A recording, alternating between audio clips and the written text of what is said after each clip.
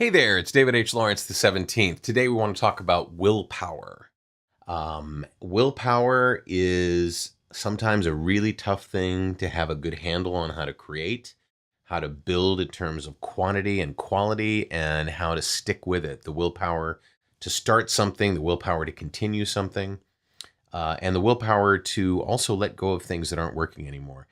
And I recently read an article in Inc. magazine by Jessica Stillman, who was actually looking at a book called Grit by Angela Duckworth. And grit is an old term. It's like from the Wild West. You know, this guy's got grit. It's even better than self-reliance, better than willpower, according to Angela Duckworth. And in the course of the discussion of why grit, which is kind of this earthy street, just nose to the grindstone stick-to-itiveness, it's like willpower, but willpower somehow has a loftier feel to it. You know, sheer determination and guts. You know, that's different. Willpower is like, I have willpower. I don't touch the chocolate. That is really good looking chocolate. I don't touch the chocolate. So there were quite a number of things that you could do to help achieve and maintain grit. And they all have kind of highfalutin names to them, so let me see if I can break them down for you. The first one is commitment devices.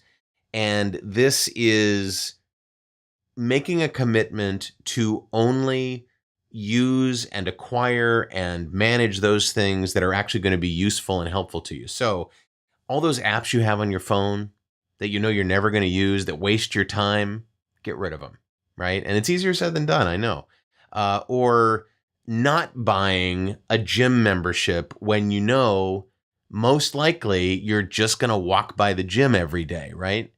You're just not going to use that expensive package that you bought. I buy classes all the time, and I feel bad when I don't get to them right away, but I do eventually get to them as quickly as possible. And I think that's one of the ways that I show grit. Another is temptation bundling.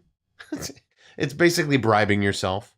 If I spend half an hour on the treadmill, then I can watch that, show that it'd be a huge waste of time for me to watch other than that. I'm going to watch Jeopardy. It's not a huge waste of time, but it's certainly not as productive as it could be. Situation modification, again, highfalutin term. It just basically means avoiding those things that are tempting that will degrade your performance. So, if you don't want to drink, don't go to a restaurant that serves alcohol. If you don't want to, eat sugary foods, don't walk by a bakery. Temptation and situation modification.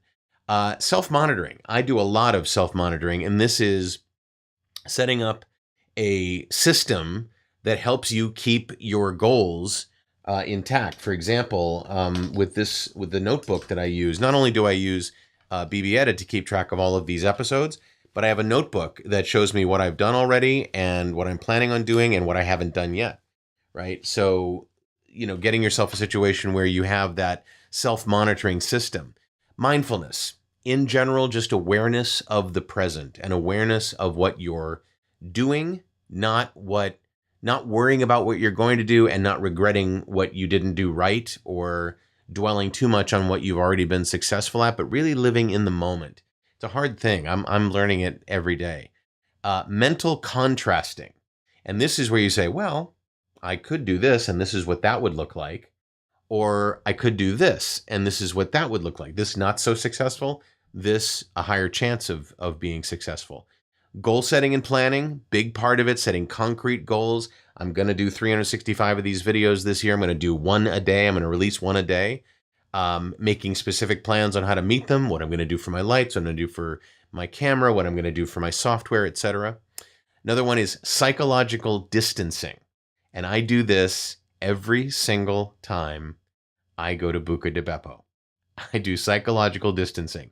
I'll watch a big plate of spaghetti go by, or I'll see like an awesome pizza go by as they're going to serve it to another table, or I'll see like, oh, look at that mozzarella bread. That's great. Psychological distancing is That's great for them. I celebrate what they're going to do. I'm going to go back to my salad and my Brussels sprouts, and my sausage and peppers. Um, Putting it off in the distance. It's like, it's great for them, not for me. Great for them, not for me. Making the future more relatable. And this is something that I have yet to try, so I'm going to try this. Writing a letter to your future self. Hey, just so you know, you've done this. It's been great.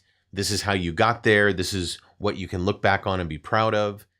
Making that future more relatable. It reduces the chances that you aren't going to do something ad hoc that you didn't plan and maybe isn't the best choice, right? Writing that letter to your future self. You did this. You did it this way. Here's how you did it. Here's what you did. Here's what you avoided. And then finally, taking breaks. This is a big thing. And I've got a lot of stuff coming up on sleep, and taking breaks is akin to that. It's not the same as sleep because sleep has some very specific physiological, biological, psychological things associated with it, both the getting of sleep and the lack of sleep, the deprivation of sleep. But taking a break, we talked about this in another video, you have to let things stick. And the only way to let things stick is to stop the input for a while and just let your brain go, okay, let me just reflect on this and, just do what I need to do to restore myself, and then I can jump back into it full force. The example they used in the article is that nurses are better at following hand washing procedures. Nurses and doctors are better at following hand washing procedures after they've taken a break, after they've distracted themselves from their daily routine, what they actually do to serve patients. Very interesting. Anyway, grit. I hope you have it. Do you?